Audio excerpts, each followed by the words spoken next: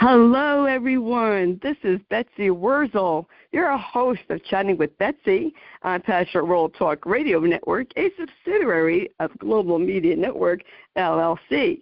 Our mantra is to educate, enlighten, and entertain. The views of the guests may not represent those of the host of the station. Folks, I am so excited about my guest today. My guest today is Judy L. Pearson. This is her third time returning to Chatting with Betsy. Judy Pearson is an award-winning author and writer and a fabulous historian. If you haven't read any of her books, I surely suggest that you listen to this podcast and pick up her newest book, which we're going to discuss today. And I just want to say, Radical Sisters, Shirley Temple Black, Rose Kushner, Evelyn Lauder, and the dawn of the breast cancer movement is phenomenal. It is a masterpiece. The research that went into this book, the inspiration, and what these women went through to bust down that door for future generations of women to have a say in their health care. This book is for not just women, it is for men, because men get breast cancer also, and they might have wives or girlfriends who might have breast cancer. And it's a very important book. And I also want to say, because I am in the Alzheimer's movement, this book should be read by anyone who wants to be an advocate or who is an advocate, and you will read how 3 women spoke up and how the breast cancer movement started. This is what I wish for Alzheimer's. So I want to welcome Judy L. Pearson, otherwise known as Judy, to Chatting with Betsy. Welcome back, Judy. Well, thank you so much. I feel like I shouldn't even say anything. That was such a great introduction. We'll just finish right here. Thank you so much. Oh, you're welcome, Judy. My pleasure. When I was reading this book, Judy, it brought, I laughed because there's some funny things in the book, and I cried because I'm an emotional person, what these women went through, but they're role models. All 3 of them are such role models for women, to speak up. And as I'm reading this and I reflect into my own advocacy, that someone has to speak up. And I just highly recommend this book. Folks, I'm telling you, I would run. After you hear this podcast, you better run on your computer to Amazon.com, Judy's website, which we'll give you, and order this book. This book is just phenomenal. What motivated you to write this book, Judy? And thank you for writing it, too. Well, thank you so much. So this is the third in an accidental trilogy. And as you said, you've interviewed me for the other 2. The trilogy is all out of order. The first book chronologically would have been the book about Mary Lasker, which came out in 23. The last book would have been From Shadows to Life, which came out in 21. And then this book would actually have been the middle. And in each case, I learned about little tidbits of the people, the events. In some cases, I even plagiarized myself, but I did give myself credit in the footnote or in the endnotes. But you just, as a nonfiction and narrative nonfiction writer, a biographer, I cut a wide swath in my research, researching as much as I possibly can, because I always know that some of it's going to end up in the current project, some of it may end up in other projects, and that's been the case here. And it was just, the truth of the matter is, I set out to write a book about Rose Kushner, who I had learned about in both my previous books. She was a powerhouse, a boss babe, just amazing. And my editor at Mayo Clinic Press and my wonderful agent, Danny, said, listen, We love that you want to tell untold stories, but we're all in the business to sell books. And it's easier to sell books with some kind of recognition in the title. And so it was them who insisted that, I think on a broader scale, we added in Evelyn and Shirley. And in all honesty, Betsy, it made the book so much richer, so perfect. The arc of their advocacy and their legacies was just perfect. It really is truly amazing how you blended all three of their causes, with their advocacy of what each of them went through. And it's just so important, and I can't stress this enough, and I might sound redundant, Judy, to the audience, but I've been saying this for 6 years. We have to speak up. When there's an injustice, we must speak up, because nothing will change if we don't. And that's right. Somebody, has to break that door down and say, you know what, we want a say in our treatment. We want better breast care. We want a say, and if we want a biopsy or a mastectomy or a lumpectomy. And, I learned so much from your book, Judy, that I know what a mastectomy was. I had no idea way back when what they did to these women, like just taking their whole breast and their bones out and their lymph nodes. I mean, that's devastating. Well, in that just semi-defense of Dr. William Halsted, back in the 1890s, we didn't understand how cancer spread. We didn't understand the lymph system, which is the highway that spreads cancer cells. And he just felt that if he got to the root of the cancer, he could save women's lives. And the word root is radical in Latin, and so they called it a radical mastectomy. And the title, Radical Sisters, is a play on words, because, of course, we all know the word radical as something or someone who really is out there, really takes things to the limits, which I guess in a sense is also what Dr. Halsted did.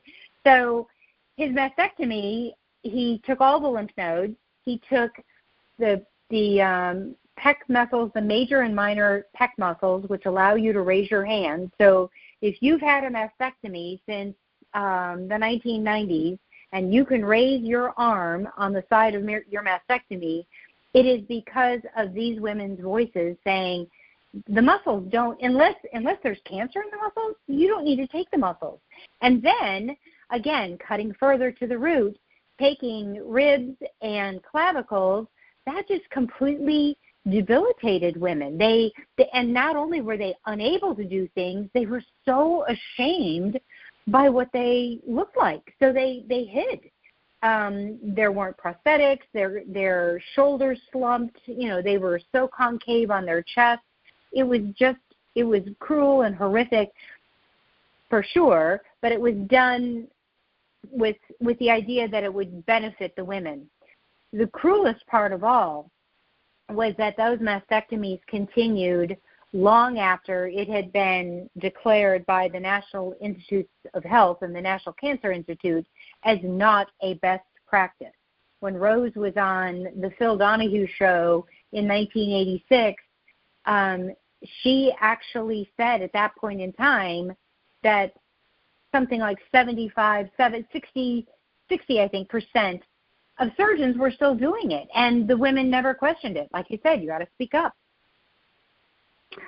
Wow, that is incredible. I remember Shirley Temple Black speaking about breast cancer, and I think that was the first person who actually said it. And you have a wonderful story in your book about her inviting the press in her hospital room. Yep. Yeah. But before I go into that, how long did it take you to research this book? Because you're a great researcher. It's both a good thing and a bad thing, because I love to research. That's the good part. The bad part is sometimes I over-research and it just has to stop and I have to write. Typically, my biographies take me about 18 months total to research and write, and then there's time added on to that by the publishers, who then have to do their editing and the cover design and all of that. So I'm trying to crank these puppies out every 2 years, and sometimes it's timing. People forget sometimes that publishing is indeed a business. So, for example, biographies and narrative nonfiction typically don't come out in the summer. So even though this book could have perhaps come out in June, the summertime is beach read season. It's time for, the bodice rippers and the mysteries and the horror books and all the stuff you see people carting around in their beach bags. Well, my opinion, Judy, this book is for any time of year. I mean, this is just really will motivate someone. And I think it's really important, especially for women, to read about these pioneer women, these radical sisters who weren't afraid to speak up. Now, I know in my own healthcare that I had to speak up. Women are not believed when we go to a doctor and complain about something, and we know there's something wrong, and the doctor dismisses us. And that's how it was in America in the 60s, 70s, I'm even going to say 80s, and probably early 90s. What do you have to say about that, Judy? That's absolutely true. And it's also generational. My in-laws are in their early 90s, and it's at about this time they're still going to doctor appointments on their own, but we just recently discovered that my mother-in-law was taking too much of a medication because she was going to 2 different doctors. She had been sent to 2 different doctors to manage some pain, and it was too much. And instead of saying, now, wait a minute, I'm already taking this, they are of the generation where you don't question. So, it's an age-related thing, it's a culturally related thing, but and you can certainly respectfully say, I don't understand, I'd like more information, give me some time to research it. In almost every doctor's office you go into today, statements about, your body, your choice, and ask questions, and you deserve a second opinion, they're very free with those statements, and so you need to follow up on that, right, because it certainly was not in existence, as you said, really until this century, and quite honestly, I mean, they didn't even include women in clinical trials until the 1990s. Think of that. Just think of that. In the 1990s, they were still prescribing medications, heart medications, cancer medications, Ambien, based on testing that was men only. That makes no sense whatsoever. No, it doesn't. And not only that, Judy, but I interviewed someone a few years ago who ran a testing for research about medications. And she told me that they very seldom, these pharmaceutical companies, now this was a few years ago, would test on minorities. And everyone's makeup is different. Everyone's DNA is different. That's right. Absolutely. And, that's absolutely true. That's just not right. And you're right about generational. Because my mom was from the silent generation. You didn't ask questions. You didn't make waves. And here she has me, this daughter who will cause a tsunami, to be heard because I had to fight. I spoke up about my husband's disgusting hospice care. And even after, I filed formal complaints. And my mom was like, Betsy, why don't you just be quiet? It's not going to bring that back. Just forget about it. And I said, you don't understand. I know I'm not going to bring Matt back. Well, but what about the next person? What about them? Right. Who's going to speak up for them? And that's what these women did. These women spoke up for us. And that's, what people have to understand. I was so touched by this book, Judy. I think I was more touched by this book, and I loved your other two books, but I think I was more touched and inspired by this book. This is just a genius masterpiece, in my humble opinion. Thank you so much. That is so kind. That is so kind. Thank you. Oh, you're welcome, and it's the truth. Can you tell us about Shirley Temple's role in the early breast cancer movement, and tell us a little about her background? I just love Shirley Temple movies, and she was just, I just loved her. Well, and the press had a very hard time letting go of the fact that she was a childhood actress. It's really pretty funny. Even while she's running for Congress, which she did not succeed. She was appointed as a delegate to the United Nations. She developed breast cancer, all these things, and every article, every newspaper article begins with Shirley Temple, famous child star. And I thought, oh my goodness. Then they especially when there were political articles, they made fun of her being Little Miss Marker and the Good Ship Lollipop and that kind of thing. So in 1972, she was doing something that very few women did. Her doctor had told her decades earlier how to do self-breast exams. And so in 1972, she was doing just that after showering one morning and found her lump herself. Mammography didn't exist then as it is today. It was it was being studied, but it wasn't a routine thing like we have today. And so she had privilege, of course, and she was smart, and she did not want the Halsted procedure. In fact, her famous quote is, "The doctor can make the incision, but I'll make the decision." Also, the protocol at the time was what was called the one-step procedure, where a woman would be admitted to the hospital because it was an inpatient procedure at the time for a biopsy, and if the surgeon found cancer after the analysis was done. Oh, can you hear me? Now I can hear you. I just couldn't hear what you said before. Yeah, now I can. Oh, I'm sorry. If the doctor found cancer after having removed the tumor, he came back and immediately did a mastectomy, which left women, they woke up from their anesthesia pawing at their chests to see if they still had breasts. They had no time to psychologically prepare. It was really awful. And so Shirley said, I want just the tumor removed. You do the analysis, the pathology, we'll discuss it, and then I'll have a mastectomy. And again, she was a woman of privilege, both financially and had fame, and so and she went to Stanford, which was, certainly more progressive than maybe the middle of the country.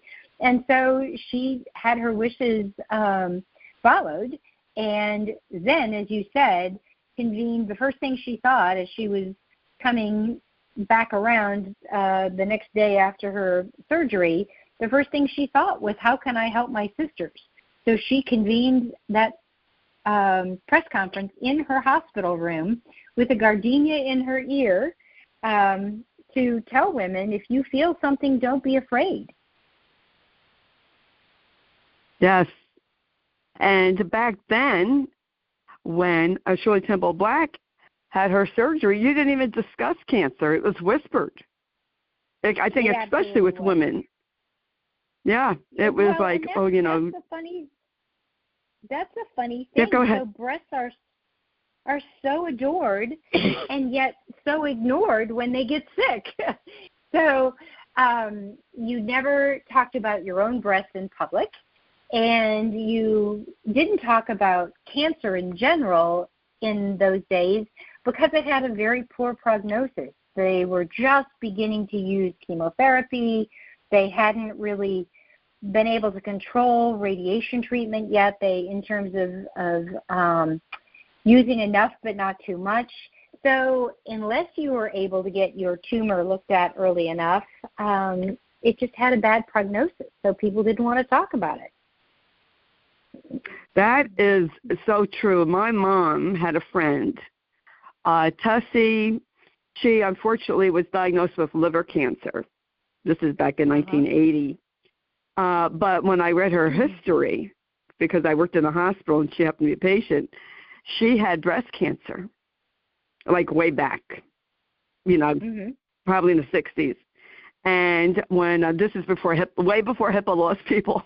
So when I told my mom about her friend, her BFF, she said, "Oh no, Tessie didn't have breast cancer. She would have told me." No, she may not have told you because they didn't talk about it. That's right. Back then. That's right. It was most of women's health was under a veil of secrecy.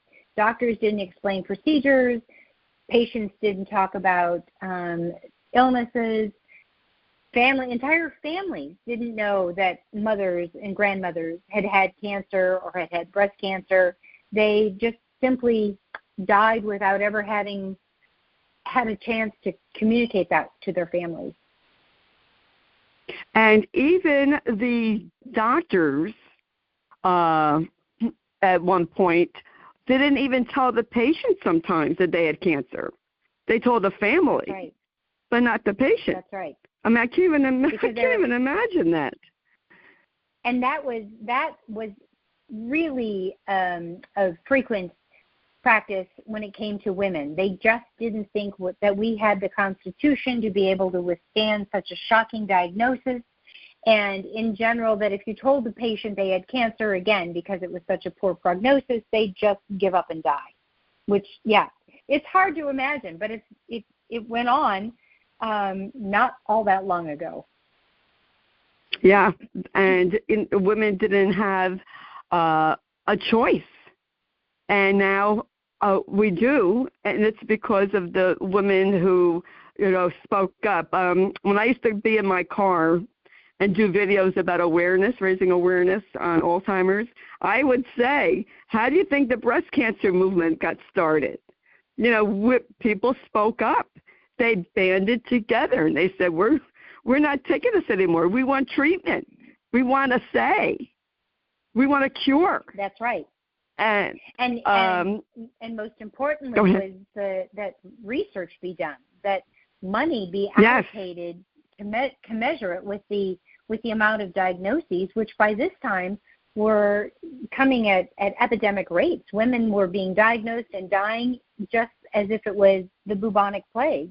And in truth, as you read, and I think it was so fascinating, in the early 90s, as the AIDS movement was gaining steam, late 80s, early 90s, the breast cancer advocates looked at that and said, "Oh, we see, you got to get angry," and that's what they did.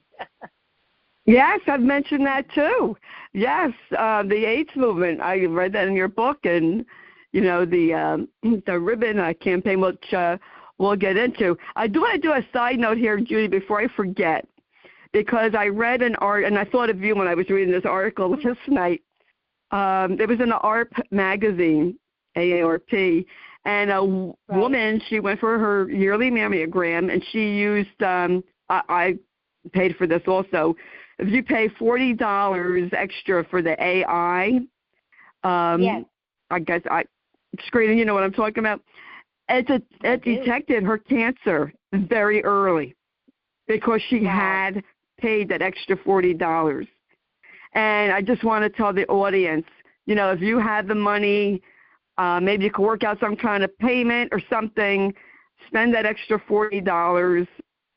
Don't get yourself, coffee that month to save up. It's so important. Get that AI mammogram. Well, I do that. Half of the women in the country have dense breast tissue, and mammography cannot see through dense tissue. So which is exactly what happened to me. 2 months before I found a lump in my cleavage, I had a clean mammogram. And so radiologists must now put on your mammography letter, even if it's clean, congratulations, but then if you have dense tissue, you may want to do some kind of a follow-up procedure. The follow-up procedure has been an ultrasound, which is, again, what I've been doing now for 14 years since my cancer. This takes the place of the ultrasound. It is not covered by insurance yet, but I believe that it will not be too much longer before it will be, because a $40 AI review of your mammogram is much less expensive to the insurance companies than $250,000 for breast cancer treatment, which is about what a run-of-the-mill breast cancer diagnosis runs today. So it's brilliant. It's absolutely brilliant. Thank you for bringing that up. Yes.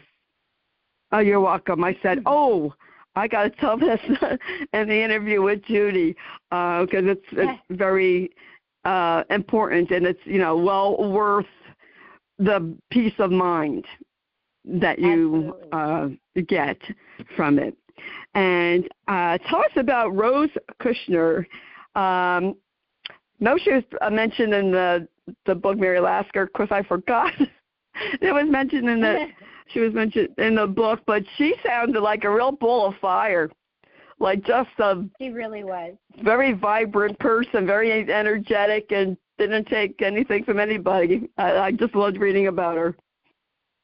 She absolutely was. She was a wife, a mother, a journalist. She loved to write, had been a writer all of her life, and was trying so hard to break into the big time. She lived in Baltimore, and she was Jewish, so her articles were published in the Jewish newspapers, and so she was thrilled with that. But she really, wanted the Washington Post, the New York Times. She wanted other people to pay attention. She wrote about the Vietnam War. She wrote about Tay-Sachs disease or syndrome, which is a syndrome that affected, again, much like triple-negative breast cancer and the BRCA mutation, Tay-Sachs affects the Jewish population in a much larger percentage. It's something that newborns are born with and has no chance of survival. So it was a really big topic in the 1970s and 80s. And one night, taking a bath, also discovered a lump in her breast, and immediately went to the neighboring National Library of Medicine on the NIH campus to learn about breast cancer, which she hadn't even been diagnosed with yet, but she was a researcher, just like me. And she was like, well, I'm going to go read up on it while I wait for my doctor's appointment later today. And she was shocked that there was nothing available for the average woman to read. There were lots of medical books. And then she was further shocked to learn about the one-step procedure that I just talked about the radical mastectomy. So she was absolutely adamant that she was not going to undergo the one-step, made her doctor sign a paper saying, if I find cancer, I will only do the biopsy, I will not remove the breast. And when she awoke, her doctor said, well, you've just killed yourself, you have breast cancer. And let me tell you, I interviewed an oncologist who knew Rose Kushner and who said, at the time, then and now, there is no medical reason for that one step, because the tumor you find today has been growing for months, probably years, and waiting another week or two to sort of wrap your mind around the idea that you have cancer will not hurt you at all, with the exception of very few women who perhaps couldn't undergo anesthesia a second time, because, as I said, it was an inpatient process with general anesthesia. So Rose started then looking for a doctor who would not do the radical mastectomy, and she was called a kook. She was told, nobody's going to tell me how to do my job. She had to travel from Baltimore to Buffalo to the Rochester Cancer Center in order to find a surgeon who was routinely performing the modified treatment.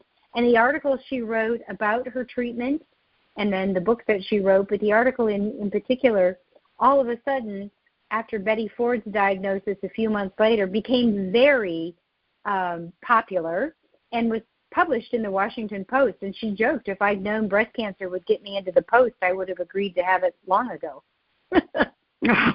I can understand her humor. Yeah. That dark twisted humor.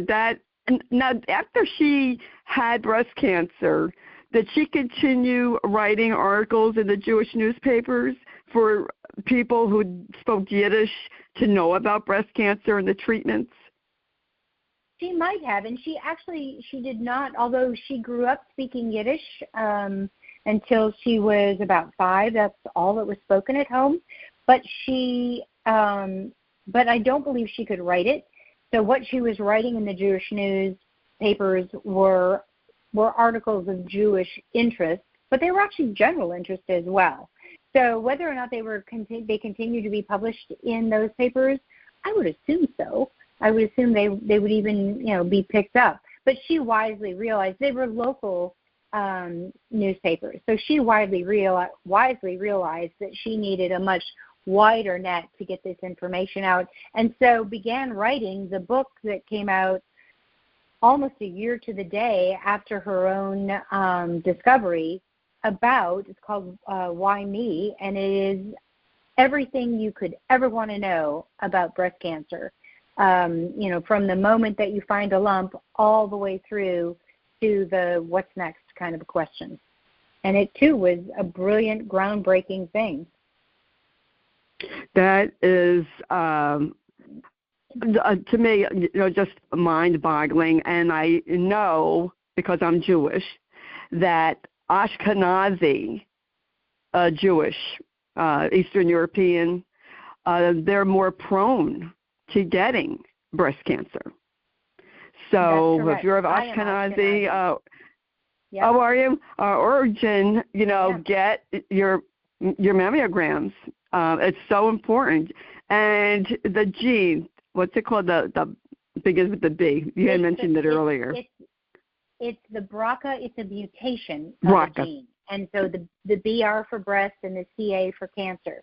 But let me tell you, that's only responsible for BRCA mutation is only responsible for about 15% of cancers. So just because you don't have the mutation or a relative doesn't have the mutation, that doesn't mean you don't have to be vigilant. So there's something about, so in our family, I am Ashkenazi, although I am not Jewish by faith, but my maternal aunt, had triple negative, which is also widely diagnosed among Ashkenazi women. She also had triple negative, as I did. She died of metastasized disease, but I do not have the mutation. I don't have any of 50 mutations that we know now. So we're not safe just because we don't have the BRCA mutation. We still have to be so vigilant about our breast health. I didn't even know I was Ashkenazi until this book. I was like, oh wow, I need to find this out. Yeah, but my great-grandmother was born in Prussia, which is, was broken up after World War II, but World War I rather. But she was my aunt's and mother's grandmother, my great-grandmother. So I didn't even know we had that. We were that. Oh, well, my mother's parents came from Russia, which is the part they came from is now the Ukraine. But the BRCA mutation, is that with everyone, or is it more prominent in Ashkenazi women? Do you know?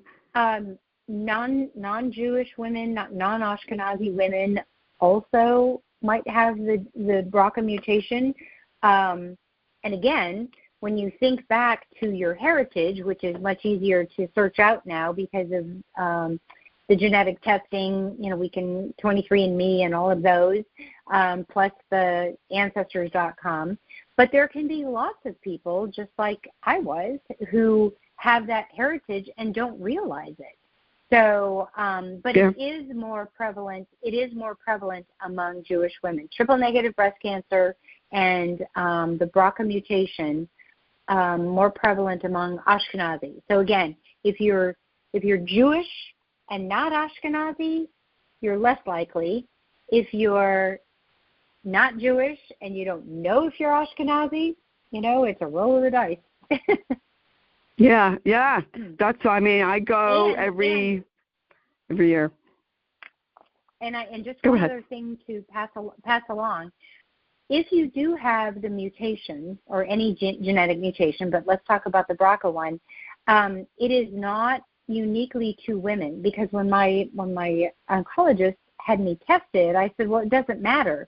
I have a brother, no sisters. I have sons, no daughters.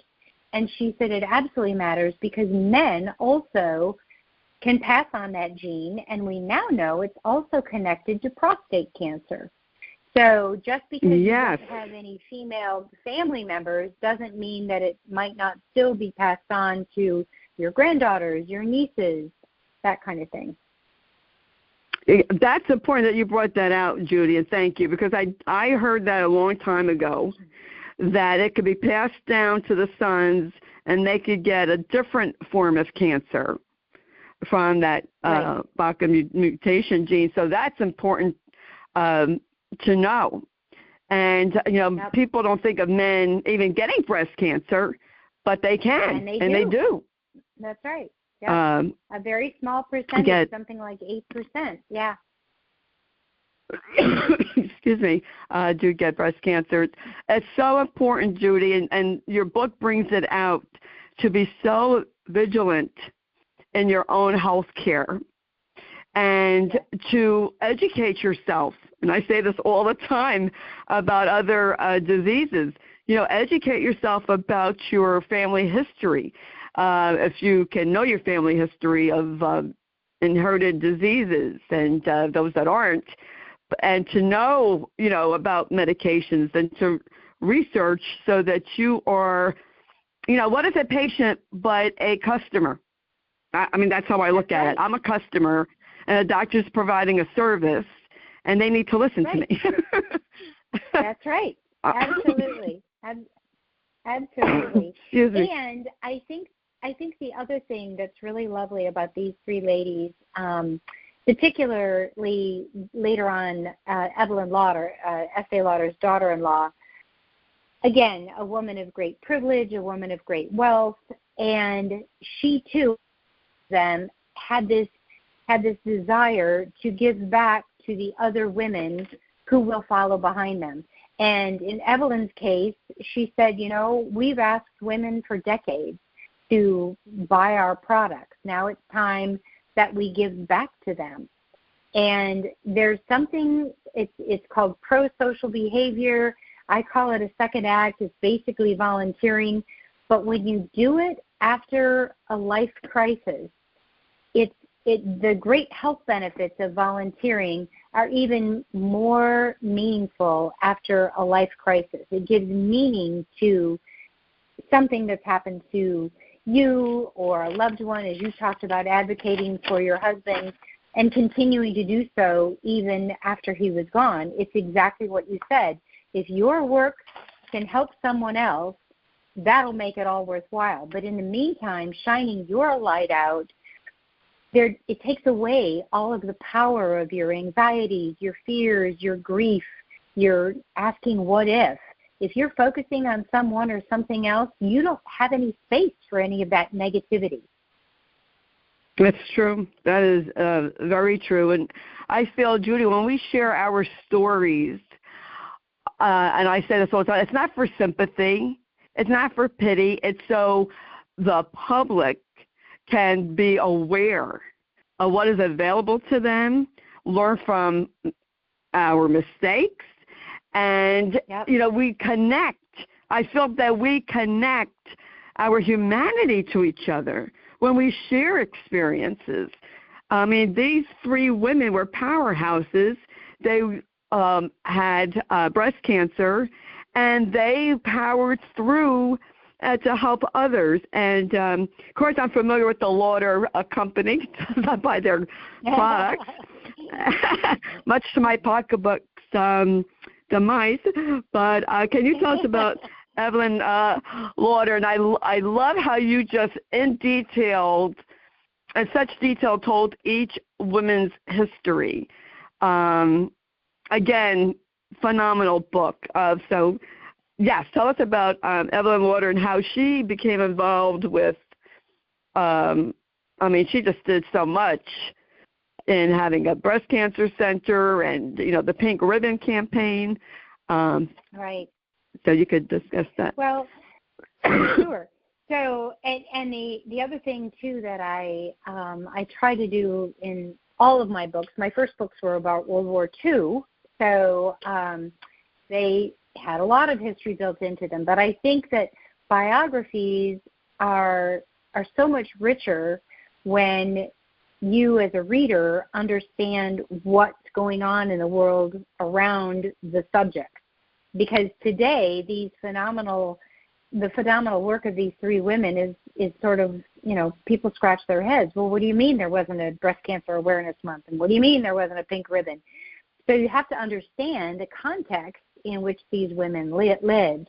So in the 1980s, Evelyn was diagnosed in 1988. And when she was on the other side of her treatment, she realized how difficult it was for her with a private car and driver to crisscross New York City to get her treatment, to get her wig, to learn about nutrition and exercise, to get herself back up and going, to increase her energy. And so she sat down with her oncologist, who became a very, very good friend, Dr. Larry Norton, who's still at Memorial Sloan Kettering today, and she said, I would like to create a breast center based on the department store concept. A woman can go into a department store, buy cosmetics, hopefully from the Estee Lauder counter, and then also go get shoes and go buy clothing for their children and go get a new pan, all in one building. My vision for a breast center would be the same thing. You can get screening mammograms, because by then mammograms had hit the scene, but you can also have your treatment, have all of your follow-up visits, get a wig, learn about makeup application during cancer, learn about new diets and exercise, have some psychosocial help, all of it facility. And that became the Evelyn H. Lauder Breast Center at Memorial Sloan Kettering. Then she and Norton also created the Breast Cancer Research Fund to give grants to researchers who otherwise might not have been approved for grants. It's sort of the chicken or the egg thing. You can't get the big money without having done significant research, but you can't do significant research without the big money. So they wanted to fund researchers who needed a boost, that they had something that showed promise and they needed a boost. And wedged in between those two miraculous and giant accomplishments, Evelyn, along with her friend Alexandra Penny, who's still living and very vibrant and who I had many fun conversations with, the two of them were friends and were trying to find something to increase breast cancer awareness, of which there was very little then. There's much more now. They came up with, they actually had learned about a woman in California who was making and passing out peach-colored ribbons for awareness. So they contacted her and said, hey, let's do this together. Lauder had 2,500 beauty counters around the world. Alexandra with Self Magazine had 2 million readers. We can really get this ball rolling. And the California woman said no and hung up on them. So she said, you're just going to amortize it, make money from it, and I don't want that. And they were confused by this. So lawyers said, well, that's just one color. Come up with a different color. And so they did and came up with the ubiquitous pink ribbon. It's everywhere, especially this month. Yeah. In October. Yes. But as you said earlier, it's important to remember that breast cancer is evergreen. Two of my radical sisters were diagnosed in November. Rose was diagnosed in June. I was diagnosed in April. October is a wonderful reminder, but breast cancer is every month.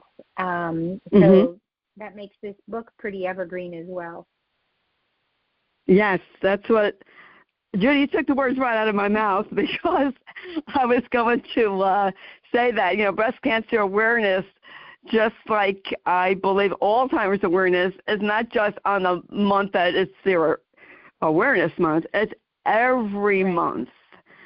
We should be aware. We need to take care of our bodies and question, and go for another opinion. If you don't have peace of mind, go for 2 or 3 opinions even, until you have that peace of mind. It would have been really something if these 3 women would have connected with each other, but they didn't. What a force that would have been if those 3 got together. Betsy, I sort of felt I always print up photographs of whoever I'm writing about so that I can look at them every day and say, okay, where are we going to go today?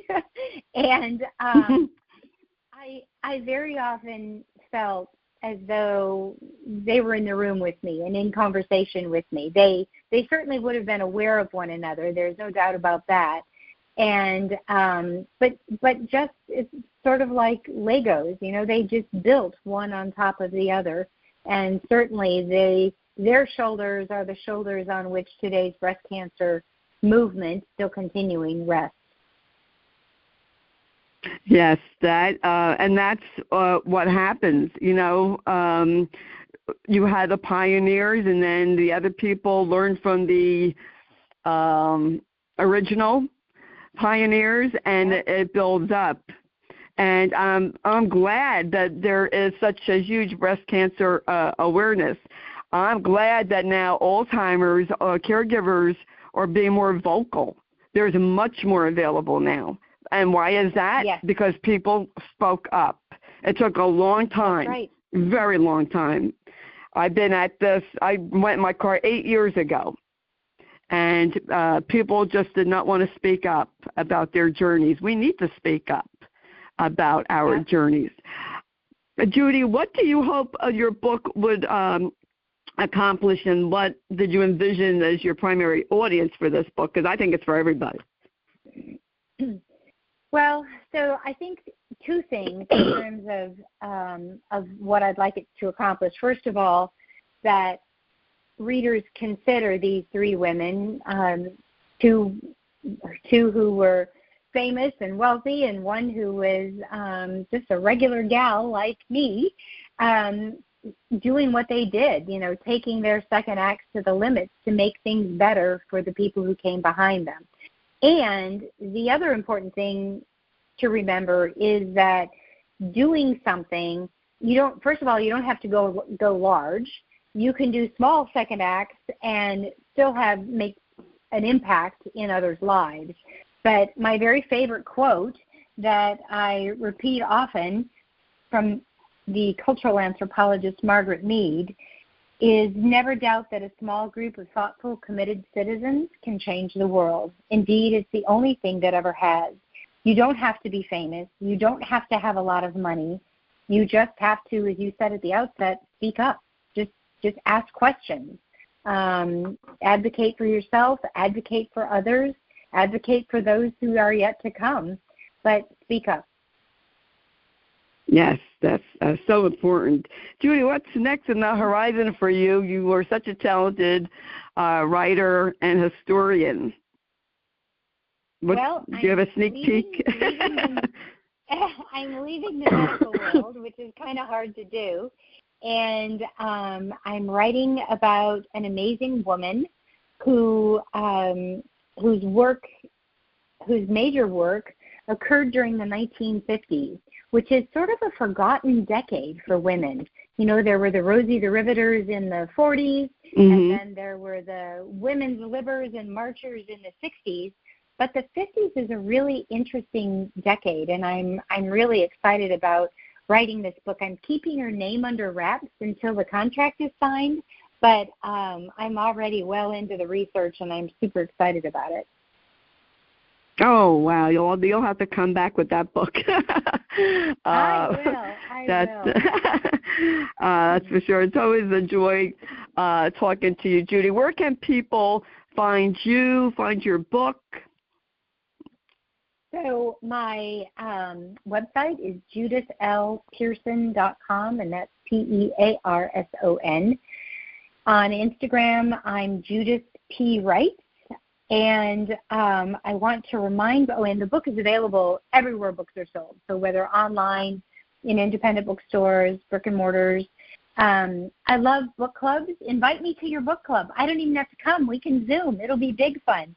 And I also want to remind people that if you, on every one of my book pages on my website, if you scroll down, there's a button that says, got the book, get an autograph. And if you click that and fill out a little form, it'll notify me, and I'll sign a book plate, adhesive book plate that you can put on the inside of your book.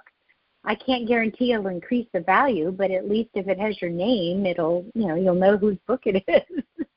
But yeah. It makes it great fun for, I'll just do it regular mail. So it makes it great fun for gift buying. Any time of year. You can get an autograph. Yes. Well, Judy, I can't thank you enough for writing this book. And book clubs, if you're out there, support groups, breast cancer support groups, buy this book. Invite Judy on a Zoom meeting and discuss this book. We didn't even, I feel like I just barely touched the surface because there was so much about these three women. I'd be here for hours today, folks. So go on Judy's website, which will be in the blog that Jeannie White, who's the station manager, writes and produces the show. But buy this book. Buy it for young women so that they know the history of these three radical sisters, of these three wonderful, amazing, inspiring women. I encourage everyone to buy this book, read it, share it, and let's have open communication. If you want to be an advocate of whatever cause you choose, read this book. I guarantee you after you read this book, you're going to want to be an advocate for whatever cause you want to be an advocate for. And it will teach you to speak up. Thank you so much. You're welcome. To question a doctor. They may not like to be questioned, but you know what? That's too bad. You're the customer. They are providing the service. Right. You have a right right? You have a right to speak up. I remember when I went for, I think it might have been my first mammogram, and that had to be it was in the 80s. And I went in, and the guy was very rude, the doctor. And he said, what are you here for? And I said, because my breasts are lumpy. He goes, you have lumps all over. And I said, well, that's why I want to get checked. That's why I want to get checked. I was in my mid-20s, and I do have, some women just have cystic breast, and I want to get checked. But with his attitude, I could see why women would not want to come back. Because he made you feel like, what are you doing there? So, that is. So, you know what, folks? Just speak up. Speak up for your family. Speak up for yourself. And that's why I have this show. I have this show because I want to help people. I want to provide you with resources that I did not have, that were not available, or that just got created. And Judy Pearson, she's a wonderful resource. Her books are wonderful resources, and I'm telling you, you'll be inspired and motivated. I'm inspired and motivated just talking to you, Judy. So thank you for writing your book. You're welcome. Thank you for writing your book, doing this research. You're welcome. You're welcome. My pleasure. And I want to thank Lillian Caldwell, the CEO of Passion World Talk Radio Network, who makes this all possible. I want to thank you, the listeners. Thank you for listening, subscribing. If you don't already subscribe, It is for free on Spotify, Spreaker, iHeart, Amazon Music. You could program Alexa to Chatting with Betsy. And I want people to know about this wonderful book. Please share the show if you know someone who has breast cancer, had breast cancer. Even if they don't, this book needs to be read. It really does. And I just can't say that enough. And if I sound redundant, so be it. That's how enthused I am about this book. Is it already a bestseller, Judy? Is this already a bestseller? It's not yet, but I sure hope it gets there. It will be. It will be. I'm surprised it's not already, but it was just released this month, wasn't it? Or was it last month? Actually, last time goes by so fast. Last month. Time goes by so fast. So help Judy make this a bestseller, folks, and invite her to your book clubs. You will not be sorry. As a matter of fact, you will be very glad that you did. Judy's a great speaker. Go look her up on her website, which will be in the blog. And as I always say on my show, you can follow me on Facebook, Betsy E. Wurzel, W-R-Z-E-L. And in a world where you can be anything, please be kind and shine your light bright, because we need it now more than ever before. This is Betsy Wurzel, your host of Chatting with Betsy on Pastor Rule Talk Radio Network, a subsidiary of Global Media Network, LLC.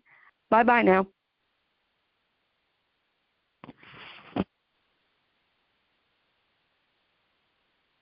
Are you still there?